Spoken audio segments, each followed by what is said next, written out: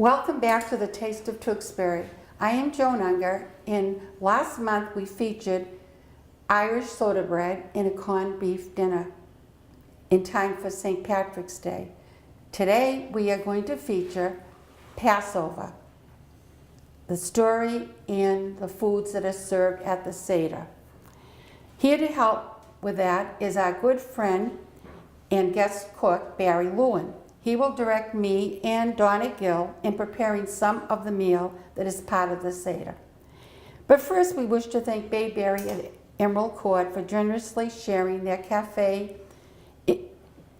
kitchen with us so that we can continue to tape our show. Now I would like to introduce Barry Lewin, who has hosted many a Seder and is well known for what he calls his killer brisket. And Donna and I will try to assist him. You're on, Barry. Okay. Thank you, Joan. So before we start to cook, I thought I'd give a brief outline of what the Passover Seder is all about. And it commemorates the biblical story of the Exodus from Egypt. And most of us have seen the Charlton Heston movie, The Ten Commandments, with the iconic line, "Let my people go." Mm-hmm. So why is it called Passover? God brought 10 plagues on the Egyptians, each one more severe than the previous one. The 10th plague was the killing of the firstborn son. The Israelites were instructed to smear lamb's blood on the doorposts of their house so the angel of death would pass over their house. That's why the name Passover? Yes. The Passover Seder retells the Exodus story every year. During the Seder, everyone reads from the Haggadah, which is a Passover prayer book. Everyone at the table has a copy of the book, and we take turns each reading a page. It's the story of redemption and freedom, so it resonates with all people. It's the most widely observed of the Jewish holidays, and the holiday is celebrated at home with family, not in a synagogue. The story is passed down from generation to generation. The children also participate at the Seder, and the youngest person at the table actually starts it off. Why is matzah? Why is that used? Here's a sample of matzah. After the 10th plague, Pharaoh freed the Israelites, and they left Egypt so quickly that they did not even wait for the bread that they had in the ovens to rise. So matzah, or unleavened bread, mm-hmm. is a reminder of their hunger for freedom.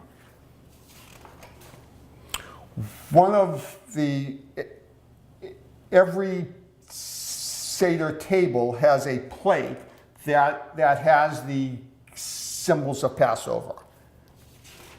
And there are 6 symbols on the plate. There's the egg, which is a symbol of rebirth. The shank bone, which commemorates the lamb that got slaughtered for the doorposts. Bitter herbs, usually horseradish, that symbolizes the slavery. There's a sweet compote, which symbolizes the mortar used to build the pyramids. Mm-hmm. There's greens that represents the spring harvest, and there's parsley dipped in salt water. The salt water represents the tears of affliction. And now let's cook. Good, okay. So what are we starting with Well, first? we're going to make a Passover nut cake, which uses ingredients which are kosher for Passover.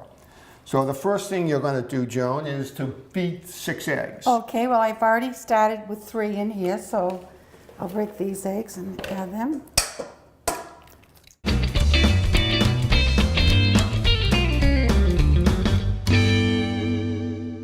So we combine the 6 eggs with a cup of sugar, and it's being beat a long time until it's really fluffy.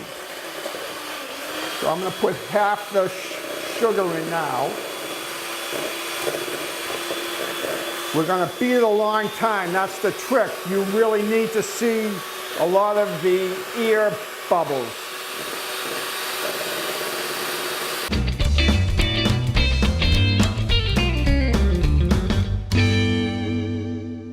We have the egg mixture there. To that, we're going to add cake meal and potato starch. And the recipe will be on the screen. And both of these are kosher for Passover. And so I have my old sifter here, back from the Dark Ages. And I have a half a cup of the cake meal and a quarter cup of the potato starch, and I'm going to sift it. Are these ingredients easy to find? Market Basket has them.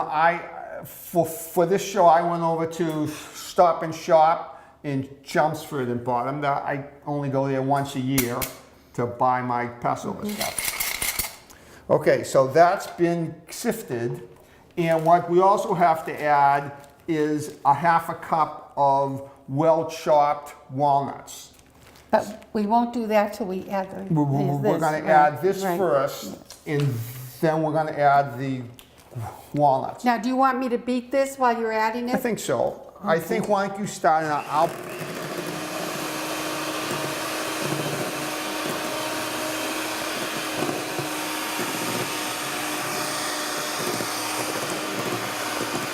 Whoops, sorry.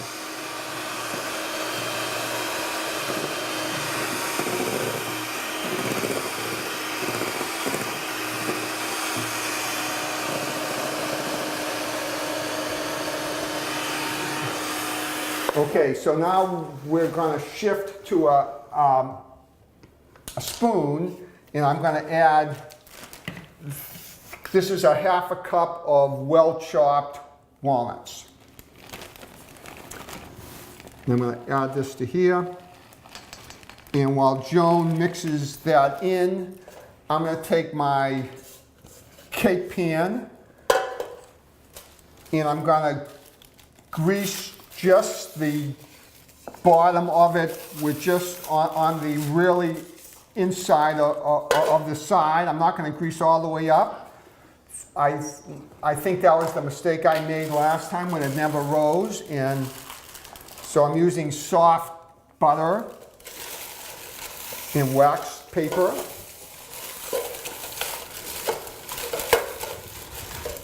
Also, what I've done is I've preheated the oven that was important, yes. to 350. Yeah, I did that before we started. And this cooks, depending on your oven, for 40 or 45 minutes. Yeah. Okay, so that looks good. Okay, so now Joan is going to pour that in there, and we're going to pop it in the oven. We don't have the whisk, do we? Not the whisk. No, but we do have a spatula. Oh, good, good. That's what I meant. Yes, that's great. Okay, that's great.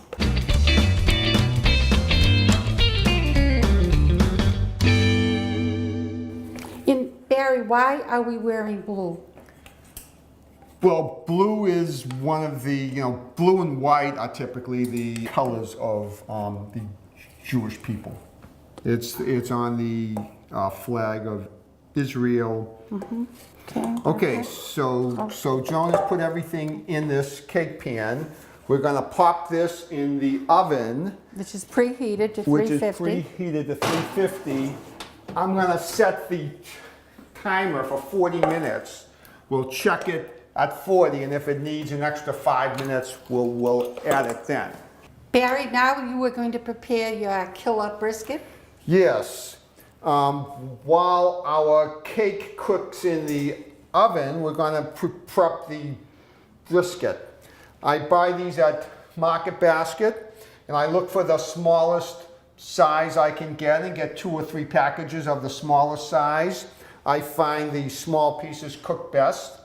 I also like to cut off every inch of fat that I can, and here's one that I've already cut the fat off. There's virtually no fat on that. What I do to cut the fat off is I freeze it. Then in the microwave, I put it on for like 2 or 3 minutes to half de-thaw it. Then I take a sharp knife, not a serrated edge, a sharp knife, and I take off the fat. This actually cooked a little more than I like, but I'll still be able to cut through most of the fat. And there's still, brisket itself is a fatty meat. If you look at this piece, you can see it's marbled over here. So there'll still be plenty of fat for flavor. And I'm just gonna cut it. I believe it helps make it more tender too with some fat. Yeah.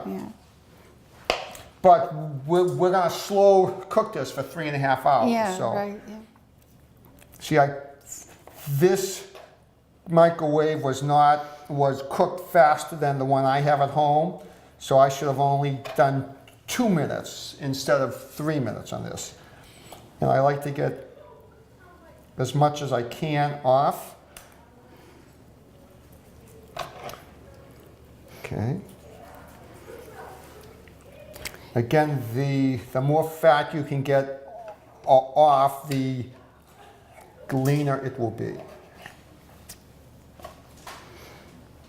Barry, while you're doing that, should I start chopping the yes. vegetables? So what we do is we also at the end are going to add the carrots and potatoes.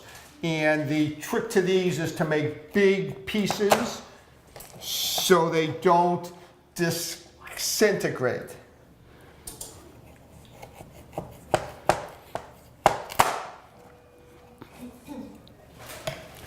Okay, so that's good on the meat. Okay, so I've gotten off virtually all the fat that I can. So now I've made a dry rub mix of salt, pepper, and paprika. And the recipe, you'll see the quantities on the recipe. And I make one mixture for each piece. So today we're making 2 pieces. So I have 2 mixtures of dry rub. So before I do that, I'm going to add some olive oil to the Dutch oven, about 2 tablespoons, and set this on. We're going to brown both sides of the meat first.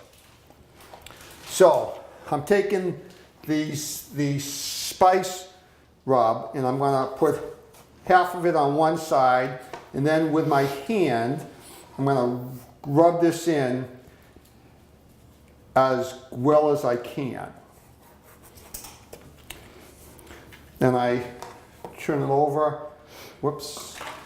I put the second part on. How many will that feed? How many will that? This is 2.5 pounds, so it'll feed like 4 or 5 people. Okay. So now I'm going to add about 2 tablespoons of oil to the pot. And then I'm going to put in the brisket that has the dry rub all over it. and I'm gonna brown both sides on high.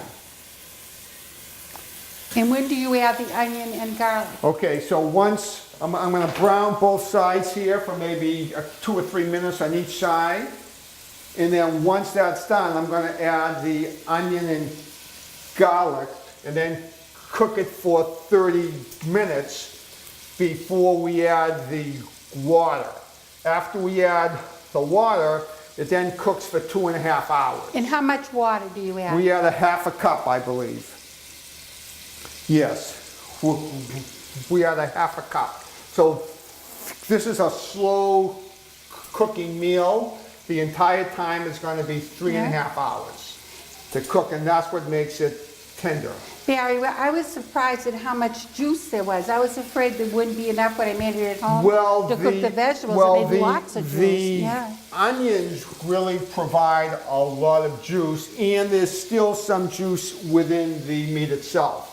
So as it cooks though, every half hour or more, I'll go in and turn the brisket over so that it cooks evenly on each side. What happens is you want to turn the brisket a lot so that it browns evenly. Barry, did you tell us how much onions and garlic you put in? I did not. There were 2 cloves of garlic minced and 4 onions chopped up. Pretty fine, diced. very smart. Yeah. And here's a picture of the brisket as it cooks. The meat has been browned on both sides. Oh wow! It's And I beautiful. turned down. Smells so good too, Barry. It does smell great. I've turned down the heat to low. Now I'm going to add 4 onions that have been diced. Smells even better.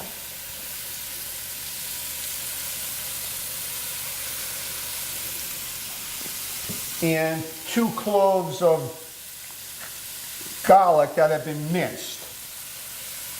Barry, another thing I like about this is, while it's cooking, you can do something else. Yeah. And all your vegetables, your meal is all in one pan. So, you know, typically you're supposed to wait a half an hour to put the water in, but I think I'm going to put just a little bit in now. Okay. And I'm going to take one of these cups one of those, here. Yep, there you go. And I'm just going to put like a 1/4 cup just to take the edge off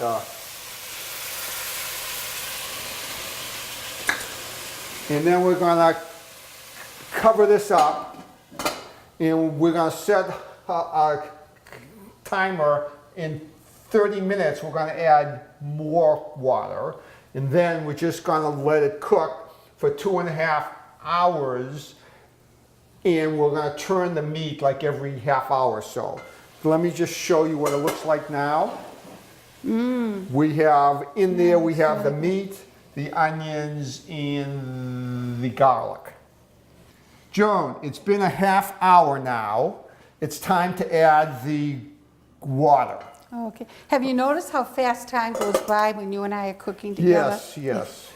So I'm going to add the water. Then I'm going to turn the meat again. And we're going to, so again, it's the same it's so 3 yummy, things yeah, in here. It's only the meat, the garlic, and the onions. That's all it's in. We're going to cover it up and set the timer for 2.5 hours. This can't be overcooked. The longer it cooks, the more tender it is. Okay, hey Joan, it's been 40 minutes now. Well, let's check this cake. We're going to take the cake out of the oven and make sure it's done. The recipe said 40 to 45 minutes. I know in my oven it takes 45. I just want to make sure. It's a good idea.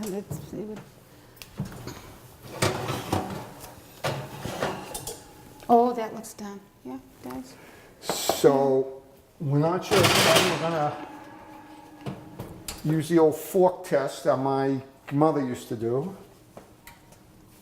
And if it sticks to the Dry. fork, Yeah, it's not done. And it looks like it is done because Yeah. Perfect. it's perfect. Okay, so now we're Put gonna over put here to this cool off. over here, and we're gonna let this cool for about 10 minutes before we take it out of the pan.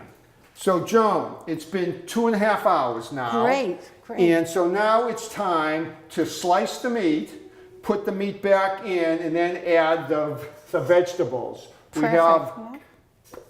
cut up potatoes and carrots, and as you see, they're cut up in big cubes. And why do you do that? Well, if they're too small, they sort of dissolve in the mixture, and we don't want that. Okay. Okay. So now the meat's been cooking for 2.5 hours, and again, you can see all the gravy there. So now I'm going to get this nice and close. I'm going to cut both of these up, and you cut against the grain. Okay. So I have my sharp knife, and you cut against the grain. Boy, that looks so yummy.